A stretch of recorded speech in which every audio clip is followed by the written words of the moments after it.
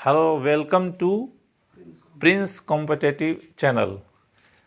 जैसा कि आप लोग जो ऑलरेडी सब्सक्राइब हैं जानते होंगे कि ये चैनल सन्नी द्वारा चलाया जाता है। तो मुझे सन्नी ने इनवाइट किया था कि एसएससी जीडी कांस्टेबल की वैकेंसी आई है, उस पर कुछ स्टूडेंट को सजेस्ट किया जाए। तो सजेस्ट करने से पहले मैं अपने बारे में थोड़ा बताना चाहूँगा आपको कि मैं क्यों आपको सजेस्ट करना चाहूँगा या क्यों मैं I am able to suggest you. तो सबसे पहले ये जो आप यहाँ देख रहे हो, यहाँ लिखा हुआ, ये सब एग्ज़ाम मैंने क्वालिफाई किया है। तो I have a wide experience to crack the exam. First exam जैसे एनडीए है, जो कि मैंने 1995 at the age of 18 years, 18 साल में मैंने एनडीए क्वालिफाई किया था, रिटन टेस्ट, और भोपाल एसएसबी 33 एसएसबी अटेंड किया। फिर उसके बाद इंडियन एयरफोर्स 10+2 करने के बाद टेक्निकल में एक बार सेलेक्ट हुआ मैं, तो उसमें मेडिकल की वजह से कुछ प्रॉब्लम आई थी, इसके वजह से मैं सिलेक्ट नहीं हुआ। लेकिन सेकंड टाइम में मैं फाइनली इंडियन एयरफोर्स में सिलेक्ट हो गया। 1997 में मैं ज्वाइन कर लिया इंडियन एयरफोर्स। और वहाँ के बाद उसके बाद एसएससी मैट्रिक लेवल भी मैंने दिया था 17 साल के एज में, ये मैंने क्वालिफाई कर लिया था। उस समय टाइपिंग टेस्ट वगैरह होता था, टाइपिंग मैंने नहीं दिया, तो ज्वाइन मैं नहीं किया। इंडियन एयरफोर्स में ज्वाइन करने के बाद मैंने ग्रेजुएशन में एडमिशन लिया थ्रू इग्नू, ग्रेजुएशन कंप्लीट किया, और वो करने के बाद सीडीएस एग्ज़ाम दिया, कंबाइंड डिफेंस सर्विसेज, जो आप जानते हो यूपीएससी कंडक्ट करती है, जिसमें डिफेंस के ऑफिसर सेलेक्ट होते हैं। तो रिटन मैंने क्वालिफाई किया 2 बार। उसके बाद बैंक पीओ का एग्ज़ाम दिया, बैंक पीओ में 4 बैंक में मेरे सिलेक्शन हुए। तो फिर फाइनली मैं ओरिएंटल बैंक ऑफ कॉमर्स में ज्वाइन किया 2005 में। इंडियन एयरफोर्स को छोड़ दिया, रिजाइन करके बैंक पीओ में ज्वाइन किया एज ए ऑफिसर। उसके बाद मैं ट्राई करता रहा, और मेरा मेन एम था कि यूपीएससी में आईएएस के एग्ज़ाम को क्रैक करना।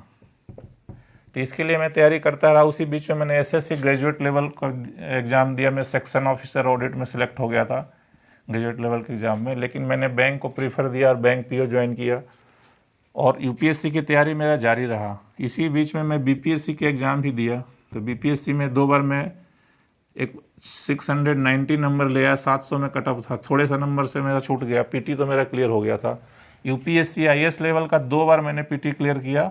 रिटन में फिलॉसफी और पब्लिक एडमिनिस्ट्रेशन 2 सब्जेक्ट लेके मैंने दिए थे टेस्ट, लेकिन कुछ नंबर से इसमें भी रहा। यूपीएससी में एक डिप्टी डायरेक्टर का पोस्ट होता है ईएसआईसी में, एम्प्लॉई स्टेट इंश्योरेंस कॉरपोरेशन, एक संस्था है सेंट्रल गवर्नमेंट की, उसमें डिप्टी डायरेक्टर का डायरेक्ट रिक्रूटमेंट होता है। इसमें भी मैंने रिटन क्वालिफाई किया था। इंटरव्यू नहीं दे पाया क्योंकि इसमें 5 इयर्स सुपरवाइजरी एक्सपीरियंस चाहिए था, और मेरा बैंक में उसमें 3 साल ही हुआ था। तो रिटन क्वालिफाई करना भी एक अपने आप में, जैसे चूँकि यूपीएससी की तैयारी का था इसलिए हो पाया। और अभी हाल फिलहाल में मैंने फिर मैनेजमेंट किया एमबीए, और एमबीए करने के बाद मैं नेट क्वालिफाई किया, जो असिस्टेंट प्रोफेसर के क्वालिफिकेशन देता है कि मैनेजमेंट में, मतलब मैं असिस्टेंट प्रोफेसर के लिए क्वालिफाई हूँ, कहीं भी किसी यूनिवर्सिटी में अप्लाई कर सकता हूँ। तो ये मेरा बैकग्राउंड है, और इसी बैकग्राउंड के तहत मैं ये चाहता हूँ कि सन्नी से जैसे बात हुई तो बोले कि एसएससी जीडी का वैकेंसी निकला हुआ है, तो स्टूडेंट्स को कुछ टिप्स दिया जाए, so that they can prepare well, और तैयारी करके निकल जाए तो उनकी कैरियर बन जाए। तब एसएससी जीडी कांस्टेबल की वैकेंसी की स्ट्रेटजी पे आते हैं कि किस तरह से तैयारी की जाएगी। तो इसमें वैकेंसी कितनी है, डेट क्या है, ये सब बताने की ज़रूरत नहीं है, क्योंकि आप लोग खुद जानते हो, ये आप लोग खुद कर लेना। उसमें जो बेसिकली जो तैयारी का पोर्शन है वो मैं बताऊंगा। इसमें 4 सब्जेक्ट हैं, जैसा कि आप जानते हो, general studies, mathematics, reasoning and language, जो हिंदी और इंग्लिश है। 25-25 क्वेश्चन पूछे जाएंगे। और 10th लेवल के एग्ज़ाम है, 10th लेवल का। चूँकि कंपटीशन बहुत ज़्यादा है, स्टूडेंट बहुत ज़्यादा इसमें शामिल होंगे, तो 10th लेवल के कहने का है, लेकिन इसमें कंपटीशन काफ़ी हार्ड होने वाला है। तो आपकी तैयारी भी उसी लेवल की होनी चाहिए। तो अब सब्जेक्ट वाइज हम जाएंगे। पहले सबसे जनरल स्टडीज़ की तैयारी कैसे करनी है। तो जनरल स्टडीज़ में एक्चुअली 3 पार्ट में आएगा। एक तो ट्रेडिशनल क्वेश्चन पूछे जाएंगे, और दूसरा आपका करेंट क्वेश्चन पूछे जाएंगे। तो ट्रेडिशनल क्वेश्चन क्या होते हैं, जैसे कि जो फिक्स क्वेश्चन होते हैं, जैसे ज्योग्राफी का फिक्स क्वेश्चन होगा, साइंस के फिक्स क्वेश्चन होंगे, हिस्ट्री के फिक्स क्वेश्चन होंगे और कुछ करंट अफेयर आएंगे, मतलब हाल फिलहाल में जो घटित घटनाएं हैं, और बेसिकली उसमें उससे ही ट्रेडिशनल क्वेश्चन भी आते हैं। जैसे मान लीजिए कि अभी एग्जांपल के तौर पे ले लिया जाए कि इसे पूछ दिया जाएगा कि कोरोना का जो वायरस चल रहा है इसका पूरा नाम क्या है, तो उसका पूरा नाम में आ जाएगा कि भाई सार्स कोविड वायरस है जिसके वजह से ये कोरोना फैला हुआ है। अब इससे ट्रेडिशनल क्वेश्चन ये उठता है कि एक कोरोना जो बीमारी है शरीर के किस अंग को प्रभावित करता है, तो ये आपका ट्रेडिशनल जीके में हो जाएगा। तो ऐसे ही पढ़ना है आपको, न्यूज़पेपर डेली पढ़िए, उससे करंट न्यूज़ पढ़िए और उसी से रिलेटेड आपको जीके की तैयारी करनी है। मतलब जीके तो एक बहुत वास्ट होता है, अब उस कितना पढ़ेंगे आप, तो जब तक न्यूज़ को आप नहीं पढ़ेंगे और न्यूज़ से ही आपको क्वेश्चन निकाल के लाना है। जैसे अभी हाल फिलहाल में एक राज्यसभा के कुछ मेंबर्स के चुनाव होने हैं, तो राज्यसभा क्या होता है, राज्यसभा में कितने मेंबर होते हैं, राज्यसभा का चुनाव, मेंबर का चुनाव कैसे होता है, तो ये सब साधारण चीज़ें आपको ध्यान रखना है और इन्हीं में से क्वेश्चन आते हैं। एकदम से वास्ट जीके है उतना आप कवर नहीं कर पाओगे। तो मेरा सजेशन ये रहेगा कि जनरल स्टडीज तैयारी के लिए अब प्रतिदिन कोई एक न्यूज़ चैनल को पकड़िए और उसी को फॉलो करिए। और एक चीज़ और ध्यान रखना है कि किसी भी चीज़ को, एक चीज़ को ही फॉलो करना है। किसी न्यूज़ को फॉलो करते हैं, मान लिया आप हिंदुस्तान पढ़ते हो, नवभारत टाइम्स पढ़ते हो, तो उसी पेपर को पढ़ो और थॉरली पढ़ो, तो आपकी तैयारी जनरल स्टडीज़ की हो जाएगी। 25 क्वेश्चन का है। ट्रेडिशनल आपको तैयारी करनी है तो अभी जैसे मार्केट में लूसेंट पब्लिकेशन एक काफ़ी अच्छा रिसर्च करके क्वेश्चन इसमें दिया रहता है, तो आप इसको फॉलो कर सकते हैं। लेकिन साथ साथ में करेंट अफेयर को भी रिलेट करना है उसको, तभी आप उसको अच्छी तरह से ग्रास्प कर पाएंगे, नहीं तो आप याद करेंगे और भूल जाएंगे। अब दूसरा है मैथमेटिक्स। मैथमेटिक्स क्या है, 10th लेवल के मैथमेटिक्स पूछेगा।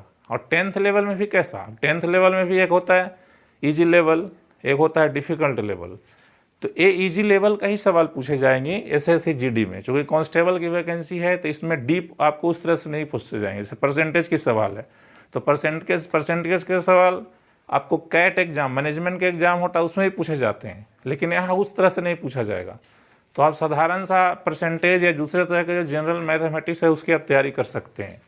तो इस चैनल में आपको ये मैथमेटिक्स से वीडियो आपको मिलता रहेगा, जिसमें आप इसको फॉलो करेंगे तो आपकी तैयारी बढ़िया होगी। और एक लूसेंट का जो मैथमेटिक्स आता है किसी एक बुक को, हाँ आपको एक जनरल टिप्स मैं ये देना चाहता हूँ कि ज़्यादा बुक के पीछे नहीं भागना है। हर एक सब्जेक्ट का एक एक बुक सेलेक्ट करो और उसी बुक को आप बार बार पढ़ो। ये बहुत ही इंपॉर्टेंट टिप्स है, ध्यान रखना। इंग्लिश का आप जो सेलेक्ट कर रहे हो या हिंदी का सेलेक्ट कर रहे हो या मैथ का सेलेक्ट कर रहे हो या रीजनिंग या जीएस की किताब सेलेक्ट कर रहे हो, किसी एक पब्लिकेशन का ही किताब लेना और उसी किताब को पढ़ना है बार बार। ये नहीं कि जीएस के लिए 5 किताब ले लिया, मैथमेटिक्स के लिए 5 किताब ले लिया और सबको थोड़ा थोड़ा पढ़ रहे हैं। ये बहुत ही मतलब स्ट्रेटजी ख़राब है और ये तैयारी आपको अच्छी तरह नहीं हो पाएगा आपका। तो मैथमेटिक्स के लिए 10th लेवल तक फॉलो करना है। पहले बेसिक आप 1-2 महीना में पढ़ लीजिए, हर एक चैप्टर का कंसेप्ट समझ लीजिए। उसके बाद टेस्ट पेपर पे आइए, मतलब प्रैक्टिस बहुत ज़रूरी है। जब तक आप सेट नहीं बनाओगे, प्रैक्टिस नहीं करोगे, वो पता नहीं चलेगा कि आप कहाँ गलती कर रहे हो।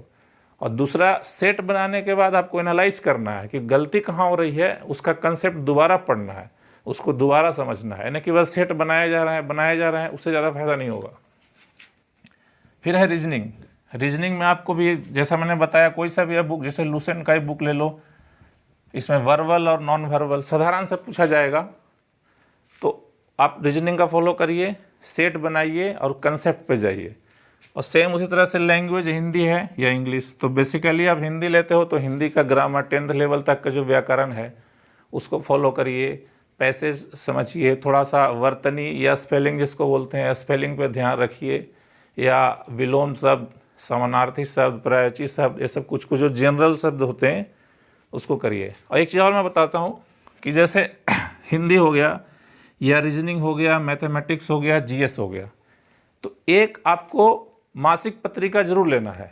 जैसे फॉर एग्जांपल प्रतियोगिता दर्पण, जैसे मैं तो प्रतियोगिता दर्पण लेता था रेगुलर, प्रतियोगिता दर्पण ले लें या किरण ले लें, जैसा जो भी अभी मार्केट में अच्छा चल रहा है।